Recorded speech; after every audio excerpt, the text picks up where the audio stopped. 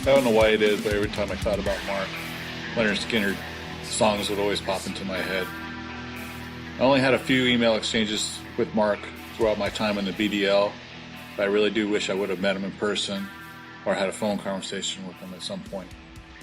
I know he's truly going to be missed in this league by all of us, but I do believe that he's going to be watching us from above and be playing along with us.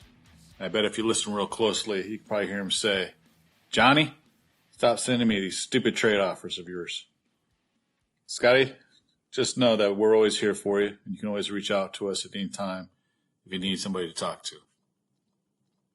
All right, let's try to move on to the rest of this episode. We're going to be talking about the recently completed draft.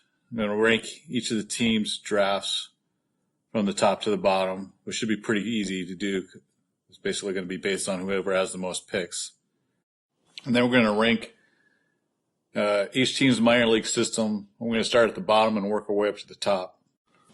Okay, prospects, now that you have arrived, am I going to keep you forever? Probably not.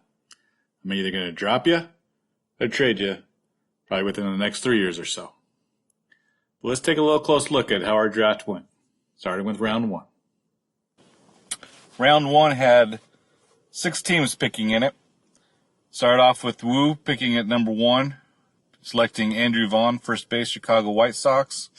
I definitely believe this is the right pick for John, especially after this trade of Peter Alonso, so he gets his first baseman back. So I think that was an excellent choice by John. Pick number 2 was Adley Rushman by the Memphis Chicks. Again, this is a solid pick, and really there's no surprises really in round one for the most part at all. Adley Rushman, probably one of the top hitting catching prospects in a long time that have popped up. My questioning here would only be, he's a catcher. I've never had any success at all drafting catchers, so there's always a little risk here, but I think Adley, for the most part, is not that much of a risk as compared to other catchers in the past. With that being said, I believe anybody else who selected a catching prospect past this point was pretty much just wasting their picks. Moving on, with the number 3 overall pick was back to Wu, who selected Bobby Witt Jr., shortstop, Kansas City. Again, solid pick. I'd probably prefer C.J. Abrams, shortstop of San Diego, over him, but again, I'm just splitting hairs here, so there's really good picks there, both with Wu and with the Vipers. Next up, we had Crawford Cramps, who picked outfielder J.J. Blais of Miami. Again, solid pick. No complaints there. Back to Memphis Chicks again, who picked the young international Jason Dominguez, outfielder New York Yankees. Again, very solid pick. I think probably from a fantasy standpoint, probably one of the top guys to get, just because his upside's so huge. And then we went back to the Crawford Cramps, who picked another outfielder, Riley Green. Again, solid pick. And then we got into the Killer Cars in the start of his 14 picks that he had. He had 4 right here in a row. I think his first 2 were very solid with Robert Paulson and Eric Pena. These next 2 picks on the draft is kind of where I think things started to go off script a little bit. Based on our league, starting pitchers probably a little bit overvalued, and outfielders are undervalued. So Johnny decided to start taking a couple pitchers here. Again, both these pitchers are solid pitchers. I just think they're probably around too early. And then also the next 2 picks after that with Wu and the Gens, also selecting pitching prospects. Again, I think just a little bit early for the pitching prospects, especially with what was still on the board.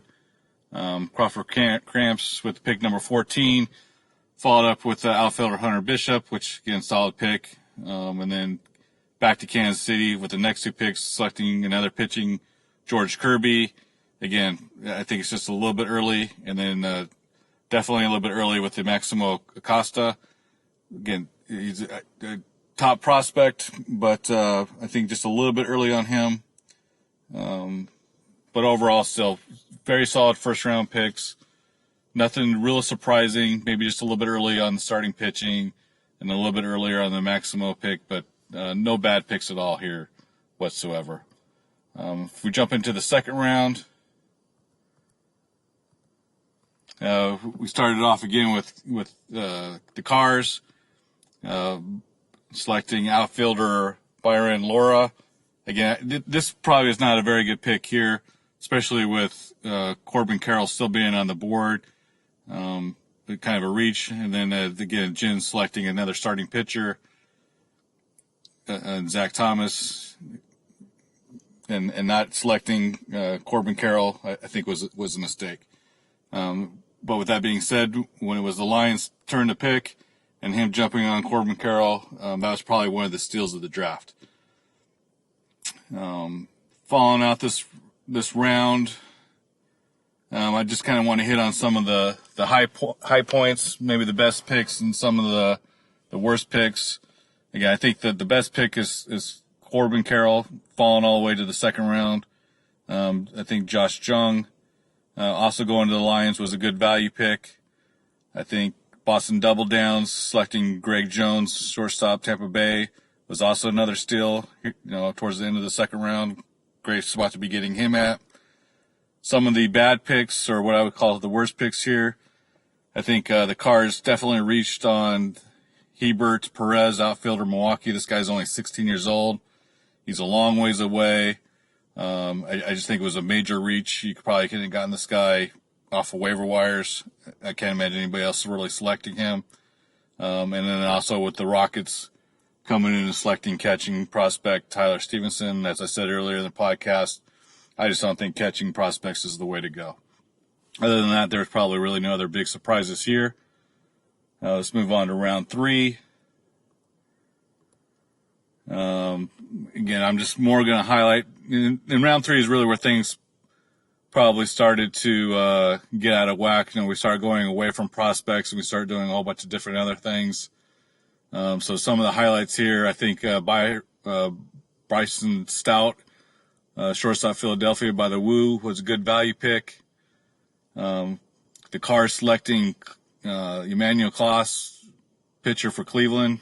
I don't understand this pick at all either. Maybe Johnny can explain it. I just think this guy's a bullpen arm right now in the majors. So I don't know if he thinks he's at some point going to be a closer or something like that, but I don't understand that pick at all. And then, of course, this is where the Cramps started making his mistakes and selecting players that are already picked. Eventually ended up picking somebody, a starting pitcher from Arizona, which, again, it was an okay pick, nothing special. But good thing to know that when you don't know who to pick, you might as well start trading all your players so you don't have to run into this problem again where you just keep on picking people that have already been picked 2 rounds earlier. Another good value pick here was the Bears selecting Cody Housey, third baseman of the Dodgers. He had another good pick here with the Michael Toluga, first baseman of Colorado. The Gins again now picking another pitching. He's not even a prospect. This guy's been in the league forever, Josh Lindrum. Again, I don't understand that pick necessarily. Maybe you're just looking for an extra arm. But the reason he's on the waiver wire. Had a couple closers go this round, which is about the round that typically closers that have potential to be closers are going to go. And then, again, that's probably the highlights there. So good value picks from Woo and Beers, and then a couple bad picks with the catching and prospects again. And then a couple of journeyman pitching people. Round 4. Again, I'm not going to go too much into detail here with round 4. Again, anybody picking catchers again is probably bad, but I'm just going to highlight some of the ones I liked. The Cards, I did like the Jose Garcia, shortstop Cincinnati.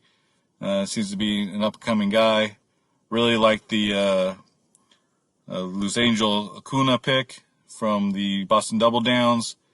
And I also like the Rockets' Adam Kaufenstein's pick for the Toronto Blue Jays.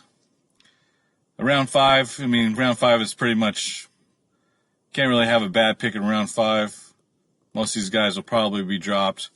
I'm not going to get into a whole lot of detail here of who I liked and didn't, but most of these guys are either waiver wire guys, or there's a couple of guys that are pretty far off prospects. Basically just crapshoots. So let's look at overall who had the best draft. So we'll just go from the top to the bottom. I don't really have a great way of ranking these guys. I'm not going to do like what Matt does and do a bunch of points associated to them and who has the most points. This is mostly just kind of a gut feeling of who had good drafts and who didn't. Kind of go over some of the guys that they had. We'll start with the Cars, who probably had the best draft, but mainly that's because he had the most picks. But I think he had some really good combinations of some fielding people and also some pitching. Again, I think he reached on a couple of these guys, but overall, pretty solid draft. I don't think he killed it, but he also didn't blow it. I think who had the second best draft was the Woo, walking away with Andrew Vaughn, Bobby Witt Jr., Alex Mohan, starting pitcher Toronto, Brett Beatty. All those are pretty solid picks. So Woo did a good job. Number 3, I'm going to go with the Lions. Definitely jump. And I think what the Lions did here was pretty much just went with the best player available in the draft, and he just selected it. I don't think he tried to get anything fancy. He was just taking what was pretty much falling to him. So with Carroll falling to him and Josh Jung, Luke Walton from starting pitcher of Arizona, Gabriel Arias, shortstop San Diego, I think was a solid pick. Had a couple of bad ones in there, but for the most part, everything was solid. Next, we'll go with the Crawford Cramps. Again, with having 3 picks in the first round, drafting 3 outfielders, I think was the right picks for him, which is interesting, though, because outfielding prospects is not really what he needs, but I think these were the right picks at this spot. Next on the list, we have the Vipers.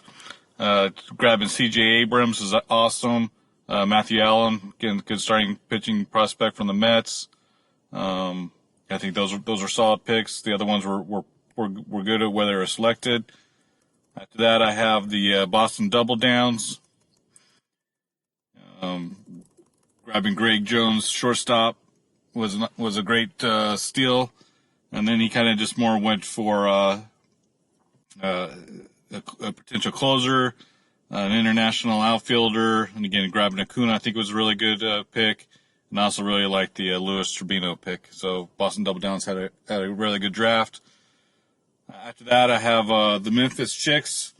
Even though they only had 3 picks, I think all 3 of those guys are solid picks. And again, when you walk away with Adley, Rushman, and Jason Dominguez, you can't have a bad draft at all. After that, we have the Malibu Bay Bears, selecting a couple prospects in Cody Housey, and then going and picking some waiver wire starting pitching. After that, we got the Cardinals. They're always solid. Probably always a little bit step ahead of everybody else when grabbing prospects. Really like the Luis Rodriguez and the Brandon Williamson pick. And then after that, we got the Gins. He pretty much just went all pitching prospects for the most part. Again, to me, I think it's just a little bit of a reach on some of those pitching prospects, but he had a plan of just grabbing pitching. After that, we get into the elevation.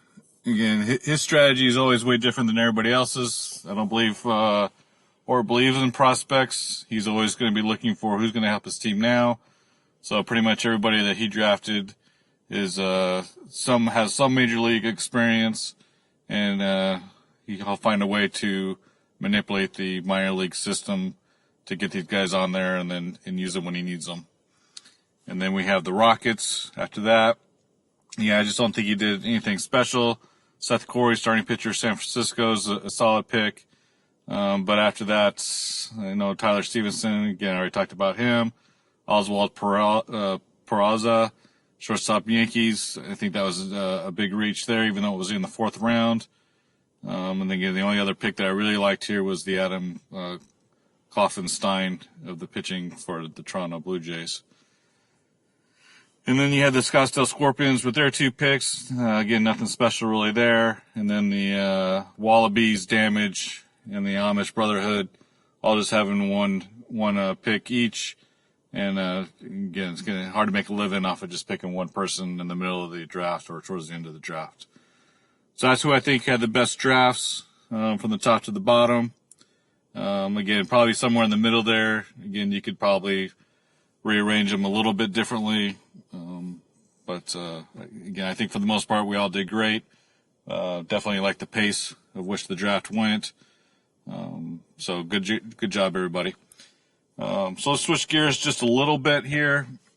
Let's actually start talking a little bit more about the minor league systems that everybody has. And we're going to do another ranking here, where we'll go from the worst minor league system to the best minor league system. And again, I don't have a really great special formula. I do look at a bunch of different sites and try to rank players, based on different sites. So again, you guys could probably argue with some of these positions different ways. This is just kind of my system. So let's start at the bottom of who I think has the worst minor league system. Again, I don't think it's going to be too much of a surprise, except for the person who I call out, because he has a different way of handling the minor league system altogether. But the Kill Devil Hill Elevation, in my opinion, has one of the worst minor league systems from a prospect standpoint. Only because he doesn't really grab any prospects. He's mostly just grabbing starting pitching that can help him throughout the season, and doesn't really care about who the prospects are going to be to help him down the road. So he comes in number 16. At number 15, I have the Malibu Bay Beers. Again, if you look at his prospects, again, he probably had one of the better prospect teams. But he did a lot of trading in the offseason and used those to his advantage to get major league help now. So it definitely thinned out his system. He was able to get a couple guys coming in right now. But there's really nobody to me that's a top prospect on there. Maybe a Jonathan India is probably one of his top prospects that he has. And he's probably one of it towards the back end of a top 100. Next on my list, we have the Amish Brotherhood. If we look at his minor league roster, one of his top prospects is probably Xavier Edwards, who I like a lot. O'Neill Cruz. He's got some outfielders. Again, most of these guys are kind of past the top 100. Got some pitching prospects in there. But again, nothing that really jumps out at me that says these are top of the line prospects. Coming at number 13, we got the Wallabies. We'll take a quick look at the Wallabies roster here. He's got some really good pitching prospects. Jesus Laredo, AJ Puck, Logan Gilbert, all those guys are top pitching prospects. He really has no offensive prospects. Again, just not really like the way I like to build my team. Pitching prospects are a lot more riskier, but he has some top ones there. Coming in after next on the list, we have the Damage. And a quick look at the Damage's minor league system. Again, nothing too special. We got some outfielders and Brandon Marsh. We got pitching prospect Tarek Skubal, pretty good. Isaac Padres, I think, is a up-and-coming prospect. And then after that, again, nothing that would be too high-end of a prospects. After the damage, coming in at number 11, we have the Vipers. And Vipers is taking over a team that probably didn't really spend too much time in prospect land. So he's trying to rebuild that system a little bit. Again, really helps with grabbing C.J. Abrams. Having Brandon McKay, I think is also going to help a lot. Seth Beer, Khalil Lee. Yeah, those are some good names to have there. After that, again, you got some crapshoots on some guys. But not too bad. After the Vipers, we got the Scottsdale Scorpions. Again, nothing's going to jump out at most people. I think most of my prospects are a little bit further down in the minor leagues. So I'm kind of just taking some gambles on people like George Valera and, Geraldo Perdomo. And, so the little bit younger prospects, nothing overly special there. We have the Gins coming in next. Again, also another team that more uses its prospects for trade chips. So typically not really having a whole lot of them on this team. It does have Gavin Lux, who's and Nico Homer, who both are probably going to lose their prospect eligibility very early on. A lot of pitching prospects, probably too heavily in the pitching prospects. And they just have a tendency to bust out more than your position fielders. After the Gins, coming in number 8, we got the Boston Double Downs. Again, I think years past, Boston Double Downs has probably had a little bit better prospects, but a lot of them have graduated, and he's used some to bolster his major league roster and trades. Again, I like the new guy. I like pretty much all the new guys that he's drafted. Got a good mix between pitching and outfielders. Probably more leaning towards the fielders than it is towards the pitching, though. Interesting. I don't know if you guys have been listening about the trade stuff that's been going down with Boston and the Twins with the Gradal pitching thing, where he's probably not going to be a starting pitcher anymore. They're looking at him as more of a bullpen arm. But kind of interesting talk about how he's really not a starting pitcher anymore. But anyways, moving on, we got the Cardinals coming in at number 7. Again, Matt, we all know, is a minor league guru, and so again, he basically just uses them as trade baits, and so he flips over his prospects pretty quickly to everybody else who's looking for prospects. So he's probably in the middle of the pack right now. If I take a quick look at his team, see if anybody jumps out at me. Of course, you got Julio Rodriguez. Ken Brian Hayes has kind of been around for a while. Hopefully he needs to see what he can do in the majors here shortly. Jordan Grosham's, we liked him last year. A couple good pitching prospects, Daniel Lynch, Josiah Gray. Again, he's always going to have guys on his in his minor league systems that are going to be useful. Coming in at number 6, we got the Rockets. Let's take a quick look at the Rockets prospect team.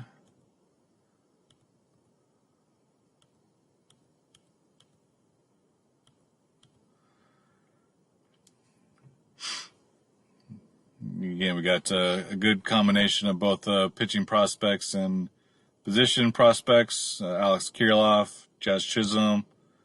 We got Grayson Rodriguez,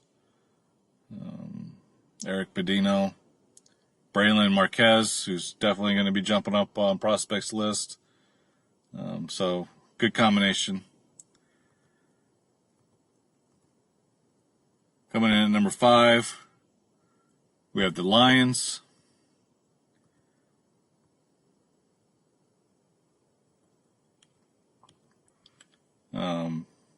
Dylan Carson, Dustin May. Looks like he has some of my old prospects there, Evan White and Brendan Davis. Those will help him out quite a bit. Jeter Downs, that's pretty nice. And then, of course, I think he did a really good job in the draft, adding to his team with Corbin Carroll, Josh Jung, Gabriel Arias. So the prospect team's looking pretty good. Coming in at number 4, we got Killer Cars. You would think with all those picks that he'd be the number 1 team, but he's not. So he's number 4. But definitely has the number 1 prospect overall in Wander Franco, Michael Kopech, Fidel Brujan, Eric Pena, Matt Libator, George Kirby. Again, he's got a good balance. He's definitely going to have to make a decision. Probably the rest of the teams on the way out are going to have to be making some decisions on which of these prospects they're no longer keeping are either going to trade or drop. So I've warned all you other owners, start being on the lookout for trades from Johnny so that he can pare down his roster. He's going to be trying to offer you guys all these low-end prospects for your guys' major leaguers. Coming in at number 3, we got the Memphis Chicks. Memphis Chicks team. Again, Royce Lewis, Mackenzie Gore, Christian A. Robinson. I mean, that's a really good list there. Got some good pitching prospects also. Matt Manning, Ian Anderson, Mitch Keller. So good balance.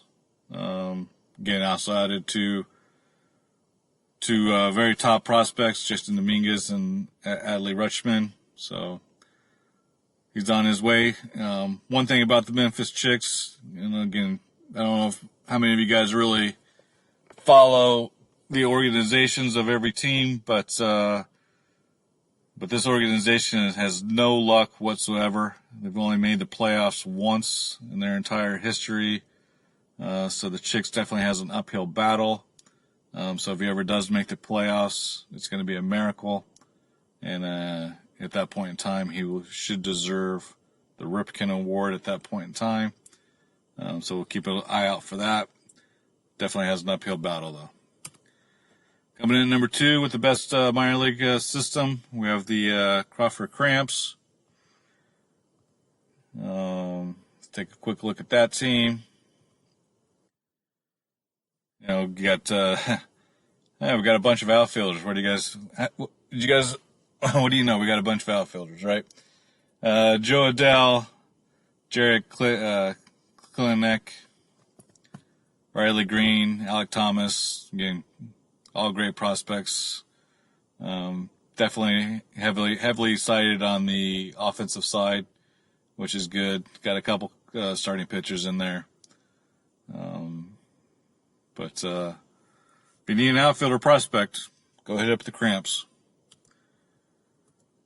And rounding out with the number 1 team for our minor league system, shouldn't be a surprise to anybody, but it's the Wrigleyville Woo. Again, he's stacked in the minor league system. He probably has, I don't know, let's see, probably close to 20 guys in his minor league system that are probably all top 100 prospects. Again, he's going to have to figure out a way to trade some of these guys for either more draft picks, more prospects.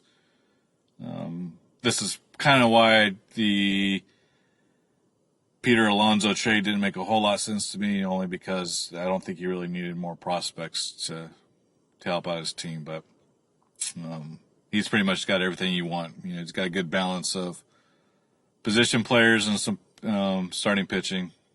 So 2 or 3 years, these guys will hopefully start graduating, and we'll see where they really stand. But very good-looking minor league rosters. So that's pretty much all I had for this episode.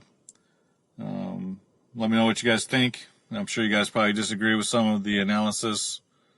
And again, I didn't get too much into stats or anything like that. It's just most of these are just kind of gut feeling and, in my opinion, on some systems. I'm probably going to try to do another podcast towards the end of the month, if not the beginning of next month, where we'll look at more of season projections and division breakdowns and stuff like that. All right, thanks for listening, everybody, and we'll talk to you guys later. Out.